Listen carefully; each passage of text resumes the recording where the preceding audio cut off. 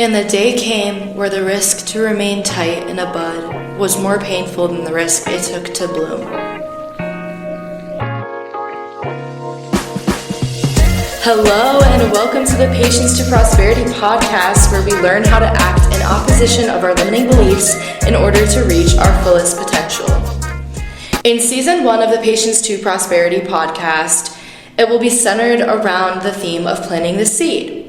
We're working to uproot the thoughts or habits that are no longer serving us and replacing them with a seed full of possibility, courage, gratitude, and trust. Planting the seed sets the foundation for unlimited growth and abundance to foster. We must remember that what we water grows. I'm so excited to get started on this journey with you guys.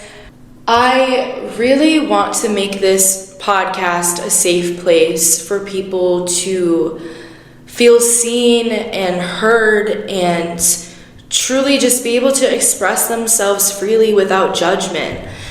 This first season really resonates with me personally, and that's something that I really want to continue to build on through further seasons, because I think that when I am able to actually resonate with what I'm talking about, and it's something that maybe I'm going through at the same time that I'm on the mic talking about it to you guys, it's coming from more of an authentic place, and it's coming from my heart, and it's translating in the highest vibration that it possibly can, and that allows me to connect with you guys deeper, which is so important to me because I'm here to create a community where we all feel supported. So thank you for giving me the opportunity to do so, and thank you for tuning in today to listen to today's episode. I'm so excited to get started.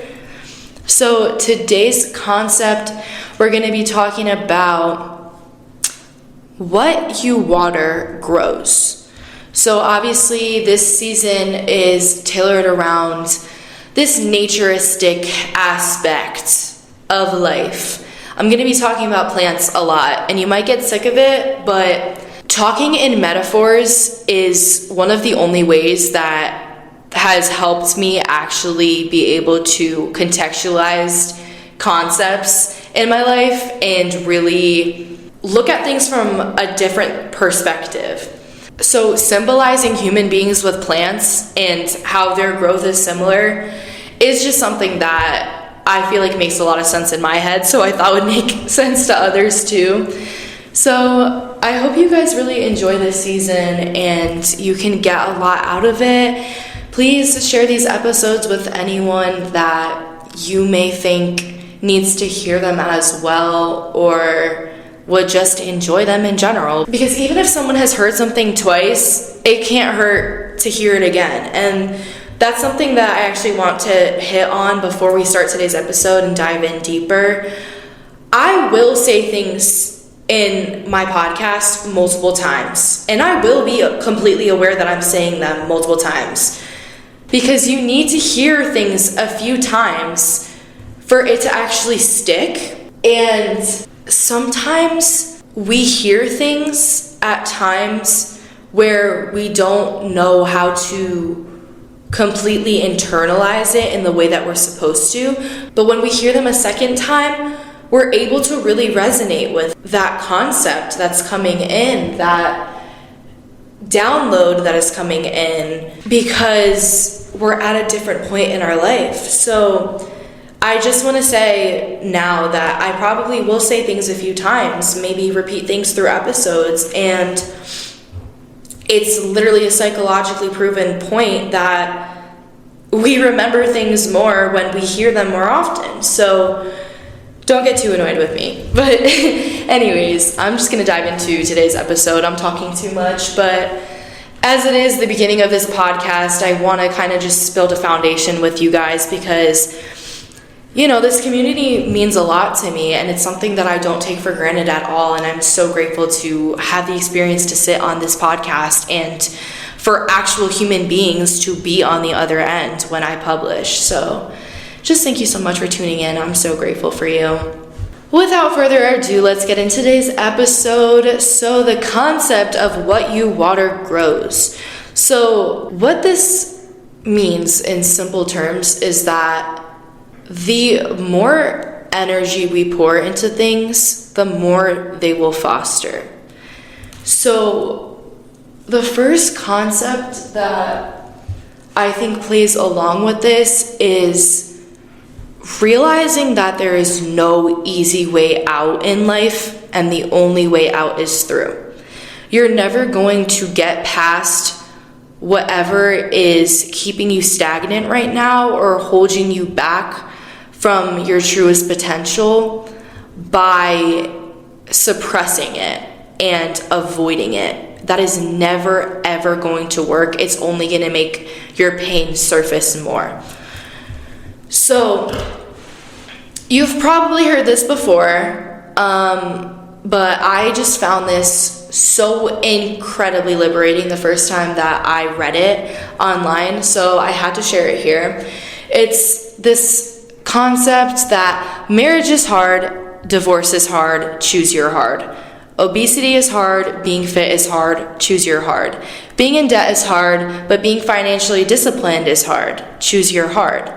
So obviously the concept we're talking about here is choosing your hard, because there's no easy way out, like I just said.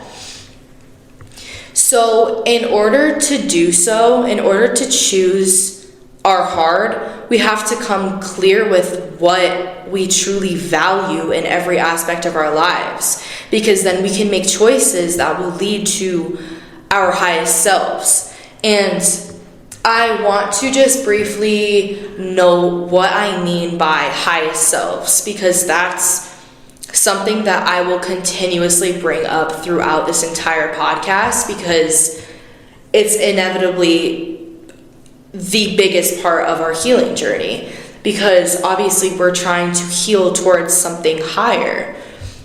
So our highest self is pretty much just the highest frequency, the highest potential that we can get to in our lifetime here. Your highest self is the person that you think of when you think of exactly where you want to be in your life. So it's important to come clear with who your highest self is and what they look like and the things that they do. And when we become clear with that, it's so much easier to act in alliance with our highest selves, because we know what we're working towards. So, for example, if your highest self is a person who really hones in on their health, they're really adamant about the things that they put into their bodies because they know that certain things make them feel really good, and they're just super conscious about their health, right? In good ways, not in bad ways. So taking this hypothetical situation that your highest self looks like this person that really prioritizes their health. If you currently right now are a person that does not prioritize movement at all, eats really shitty foods that you know don't make you feel good, and just like simply doesn't do anything for your mental or physical well-being whatsoever, you're not acting in alignment with your highest self. You're acting in complete opposition. So how do you expect yourself to get to the point where you're living the life that you want to? Because it all starts now. It all starts now. So the concept is quite simple. In order to reach our highest selves, we literally become clear with what they look like, and then we embody that right now in the present moment. And by embodying that, all it is making decisions based on what our highest self would make. So I know we've probably all seen those bracelets and things that say, "What would Jesus do?" Maybe instead we ask ourselves, what would my highest self do? Just always fall back on that, and I promise you there is unlimited growth attached to this mindset. It will unlock so many doors for you. So when we're becoming our highest selves, we're acting as if we already are. So would your highest self be okay with you giving up on yourself, or would they push you through discomfort and growth? Because this is that concept of choosing your heart. Would the highest version of yourself let yourself right now give up, or would they fight through this pain knowing that there is light at the end of the tunnel? Because if you believe that your highest self is out there and that you're able to reach that, then baby, you got all the confidence that you need right now. You have purpose in your life. You believe that you're here for a reason. Whether you subconsciously actually believe it or not, deep down you do, because you're still here. There's something waking you up every morning and getting you out of bed every morning. There's something there. So, as I mentioned, it's important to become clear with what our high selves look like. And I'm sorry that I keep saying that word. It's probably so annoying right now. But we also have to become clear with what our limiting beliefs are. And our limiting beliefs are pretty much just fears that we label as bigger things that are simply acting as barriers between who you are and who you can become. So for example, you aren't trying hard in school because you told yourself that you're just not smart enough to succeed. Don't you see that you're giving up on yourself before you're even trying, because you're letting your limiting beliefs and your fears control your potential that you haven't even proven to yourself that you have. But when we act in opposition of our limiting beliefs, which is the whole idea of why this podcast was birthed in the first place, and it's what I say in every single intro, when we act in opposition of our limiting beliefs, we're creating confidence. We're telling ourselves that we're able to get past the things that we thought we weren't able to do, which builds so much confidence within ourselves, and it just boosts our self-esteem like nothing else can. Today's episode is about what you water grows, right? So we have to water the thoughts that align with our highest selves. We have to pour our energy into the things that are going to get us to our highest potential. So every time you're faced with a decision, I want you to always choose the one that your highest self would. What would my highest self do? So this concept of building confidence through acting in opposition of our fears and our limiting beliefs, this creates not only confidence, but trust in ourselves and our own capabilities that is able to translate through every aspect of our lives, because now we trust that when we go outside of our comfort zone, it leads to nothing but growth, which will only make us more susceptible to pushing ourselves out of our comfort zone more and more, which inevitably leads to more and more growth. So, coming back to choosing your heart, a pessimistic person sees difficulty and opportunity, while an optimistic person sees opportunity in difficulty.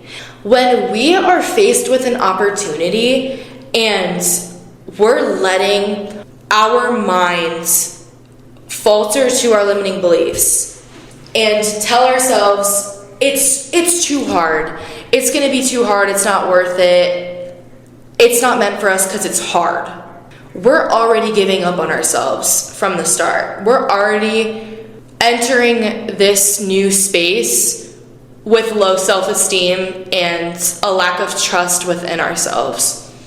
But when we look at a difficult experience arising and we see opportunity for growth in it, that is when you will only ever gain more knowledge and more wisdom from what you go through, which is literally the entire reason why we're put on this earth. We're not put here to have everything figured out. We're put here to learn from our experiences and the things that we go through, good or bad.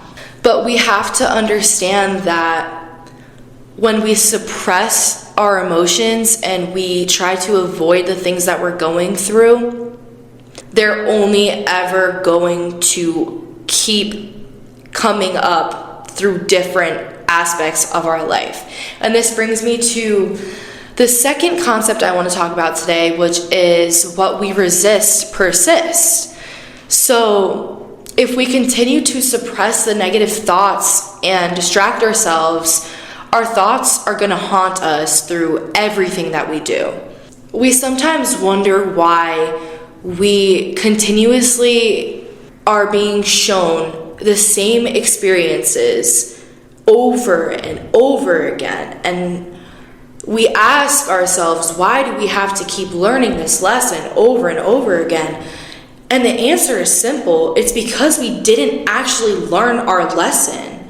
Sometimes we might think that we have because we've just done such a good job at suppressing all of our emotions behind the experience that has had so much weight on us for so long. But this is like putting a Band-Aid on a bullet wound here. We're not actually healing from our traumas.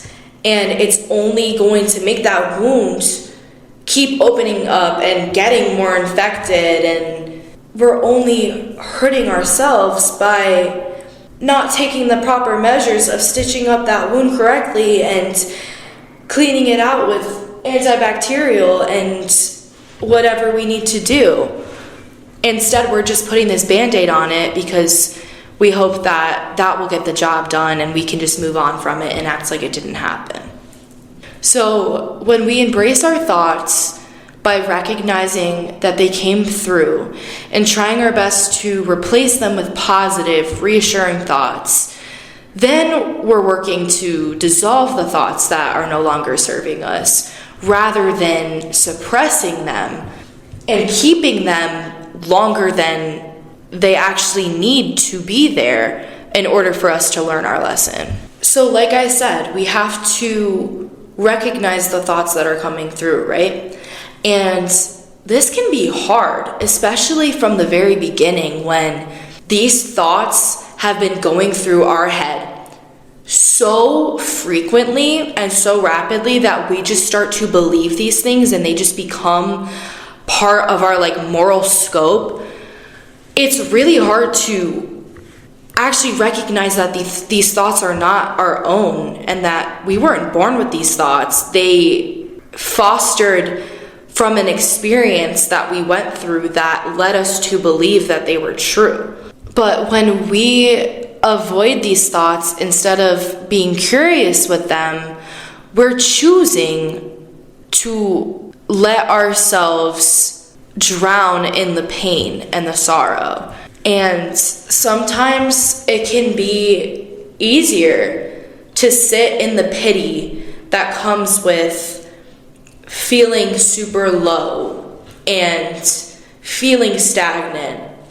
A lot of the times we find comfort in feeling bad for ourselves or others feeling bad for us. And this can be a lot easier than doing the work to push past these thoughts and emotions. And I get that. I really do get that. But you have to understand that what you aren't changing, you're choosing. And there's a Daniel Caesar song where he says, "Pain is inevitable, misery is a choice." And this lyric always stuck with me ever since I heard this song because it is just so incredibly true. Pain is something that we are never going to be able to avoid in our lives, right? We're humans. Shit happens in this life. We can't control everything. We know this. But when we choose to let this pain linger for longer than it has to, because we get comfortable with the emotions that tie to it, we're letting misery take over. We're choosing to be miserable. And I know that this may sound almost ignorant in a way, but I promise it's coming from a place of healing myself. I've been in that dark place, and I know what it's like to have to pick yourself up from the lowest part of your life when you don't see any light at the end of the tunnel. And it's hard to believe that you have the power to completely change your life and change your mindset when you don't see that light. Because how are you supposed to believe that it's there in the first place? How are you supposed to put yourself through all of the hard work of diving inner and doing the things you do to get to your higher self when you can't even see that light in the first place, when you're not even confident that it exists? But I want you to know that in order to think about something less, we first must think about it more. So let's just think right now about this thing that is coming up in your life that is affecting many areas of your life right now, and it's making it really hard to heal from it, and it just keeps surfacing, and you can't seem to shake it, and you don't know why, and it's causing a lot of pain and heaviness for you. Whatever that is, I want you to think about that right now. Now we have to become curious with our thoughts that arise. And this is something that you could either pause this episode right now and open up your journal or talk to someone about, whatever that looks like for you. But you have to ask yourself questions.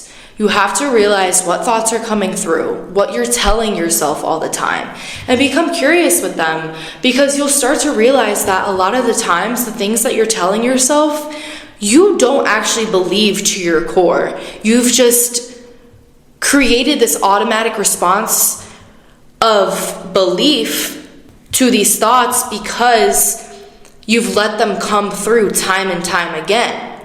And the more energy that we feed thoughts, the more likely they are to come back. So right now we're thinking about this in the negative mindset where thoughts foster. But now let's look at the positive. The more we think about thoughts, the more energy we put into thoughts, the more they will come through.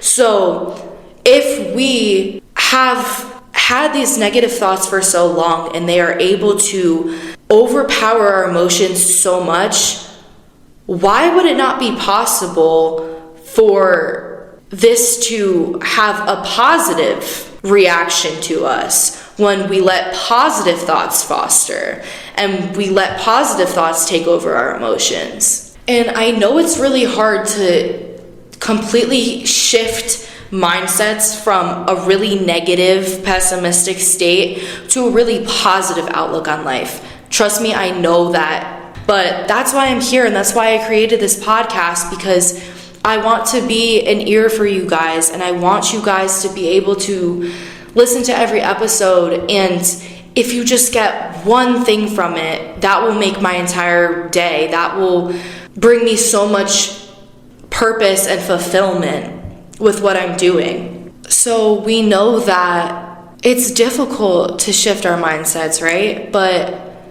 nothing changes if nothing changes. You're not just going to wake up one day and be completely happy and leave all the negative thoughts behind and just all of a sudden feel this abundance of positivity in your life if you didn't change anything about your habits or your mindset to get there.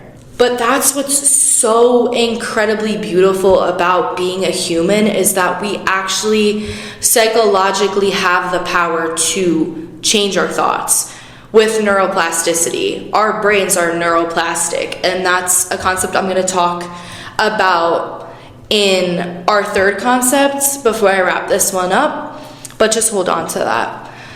So I mentioned before that once we push ourselves past our limiting beliefs and we get outside of our comfort zone, that is when the most growth will foster. So become comfortable with the idea that life starts outside of your comfort zone. Your brain is always trying to keep you safe. So a lot of the times we get stuck doing things that just feel familiar to us and no longer align with us just because they're comfortable and they ease our minds a little bit, when in reality they don't actually serve us anymore. Old keys won't open new doors.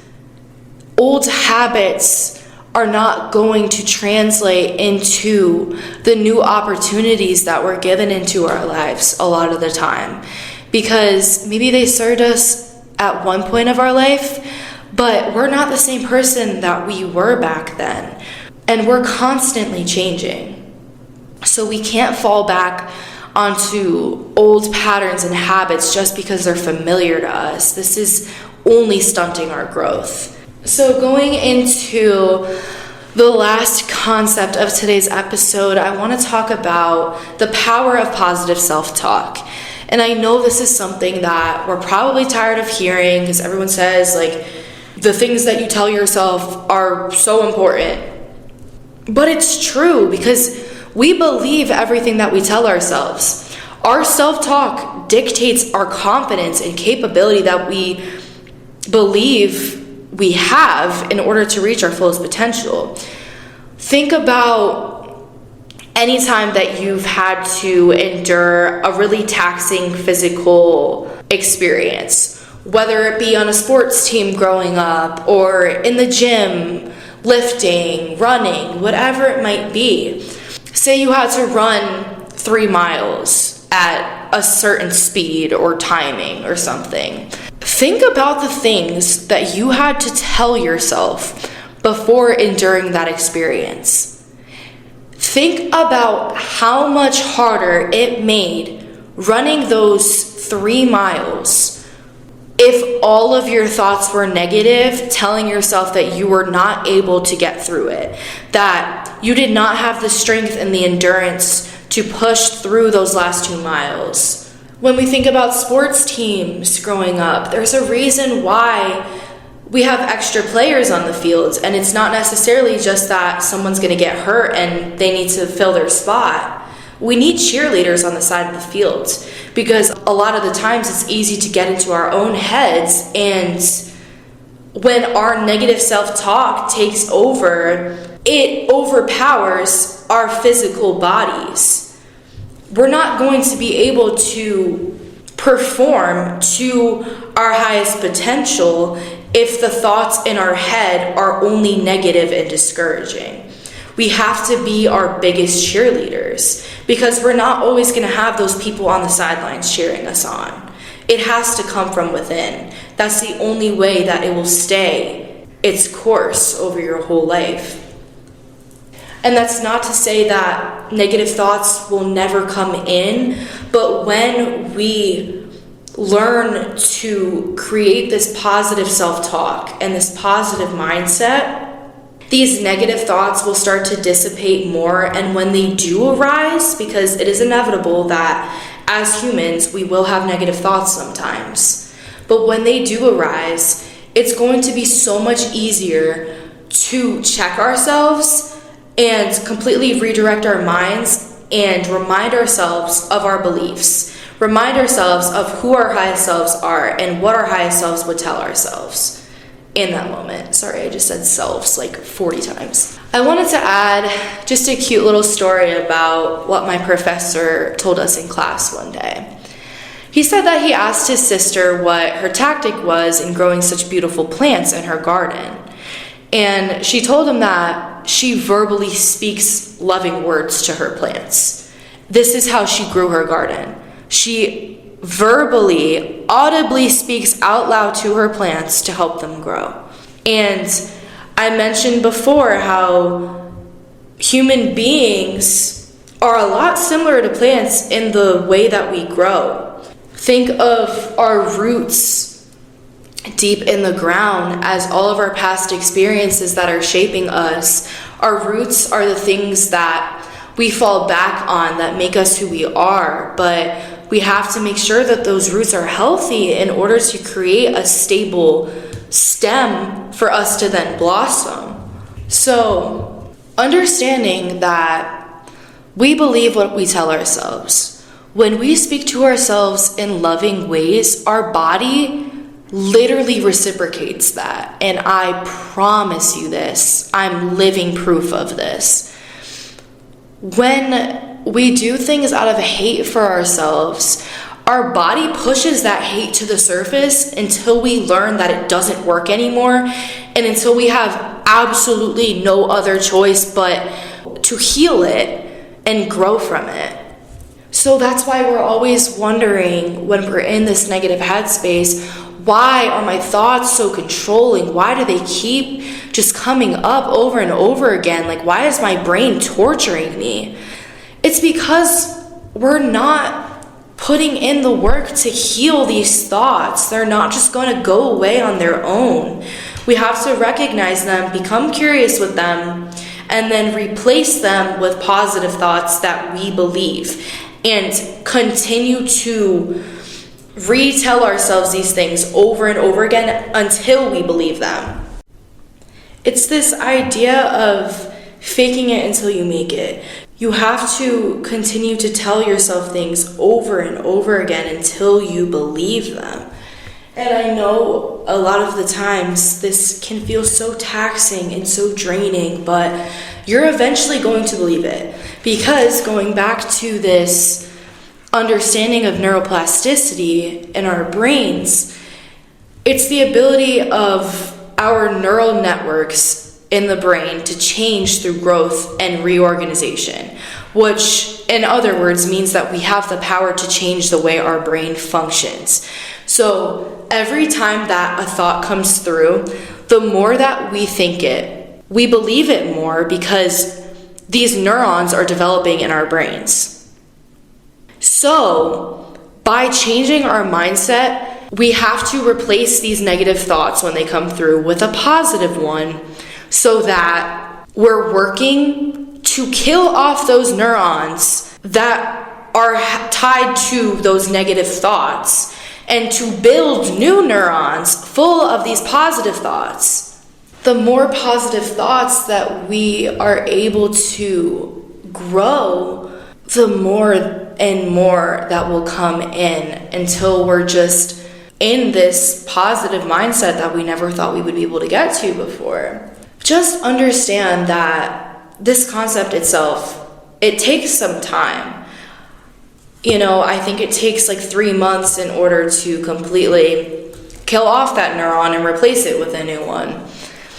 I may be wrong with that logic, but there is psychological facts proven that it will take some time, but it is not impossible. And just because it's taking time, it doesn't mean that it's not happening. So, what is 3 months compared to your entire life? If it takes 3 months for you to shift your mindset into something a lot more aligning with your values and where you want to be, then so be it. You have the rest of your life ahead of you. And we spend our entire lives in our own heads. So we have to work to make that a safe place to be, because your thoughts become the house that you live in. So let's make it a safe place. Think of your mind as a garden and your thoughts as seeds. Your thoughts have so much power over what you believe and your capability to reach your highest self in this life. So we really have to work to heal the unhealed versions of ourselves, because yes, we're going to still go through painful things in our life, but let's make it a little bit easier to get through them when we become clear with who we truly are. Just think about how we feel and react when someone is constantly being mean to us or unfair to us. Now think about how those negative thoughts that go through your mind every day might be affecting you, because you're constantly being mean to yourself, and we're spending every single day inside of our heads, like I said. So I think it's just really important to hone in on where these thoughts stem from, becoming so incredibly curious with your thoughts, just continuously asking yourself questions about them when they come through, and becoming clear with what you truly believe and not just what you're telling yourself. And just know that you're worthy and you're capable of making this mindset shift. And I have so much belief that you're capable of becoming the person that you know you can be deep inside. So I'm gonna end today's episode on that note, but I hope you guys enjoyed this first episode of the Patience to Prosperity podcast. I hope you were able to learn something from it. And like I said in the beginning, if you felt called to anything in this episode, feel free to DM me, feel free to share this episode with other people. It really helps me out and helps me build a community full of like-minded people who just want to grow alongside each other and build everyone up, because we need more of that in this life. So I hope you guys really enjoyed, and I can't wait for this new journey. I appreciate you tuning in today and listening, and if you stayed the whole time, thank you so much. You're really helping me out. But yeah, I will talk to you guys next week. Stay tuned for more episodes like this. I can't wait to grow alongside all of you. And just thank you for giving me the space to be able to do this. All right, bye guys.